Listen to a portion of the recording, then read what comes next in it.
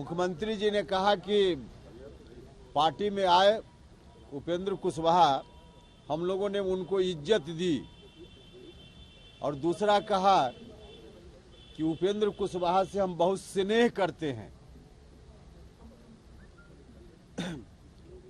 अब किस तरह से इज्जत दी यह कहने का अभिप्राय या फिर कई बार सीधे तौर पे कहा भी गया कि पार्लियामेंट्री बोर्ड का अध्यक्ष बनाया, एमएलसी बनाया, इसी का मतलब निकाला जाता है कि बहुत इज्जत दी गई। देखिए, पार्लियामेंट्री बोर्ड का अध्यक्ष मुझको जरूर बनाया गया, और जब बनाया गया था तो हमको भी लगता था कि पार्लियामेंट्री बोर्ड का जो दायित्व होता है पार्टियों में, उन दायित्वों को निर्वहन करने का अवसर मुझको मिलेगा, और उस अवसर के कारण पार्टी के कार्यकर्ताओं के हितों की रक्षा हम कर पाएंगे।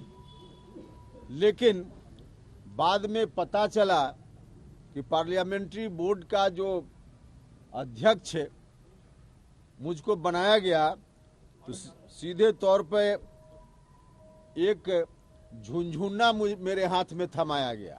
यह कहना कि पार्लियामेंट्री बोर्ड का अध्यक्ष बना करके हमने बहुत इज्जत दे दी, पार्लियामेंट्री बोर्ड का अध्यक्ष होने से जब हम लोगों के हितों की रक्षा ही नहीं कर सकते हैं, कभी किसी जरूरत पर समय पर जब हमारे सुझाव का कोई मतलब ही नहीं है, सुझाव लेने की बात कभी की ही नहीं जा रही है, तो पार्लियामेंट्री बोर्ड का अध्यक्ष बनना ये झुनझुना नहीं तो और क्या है।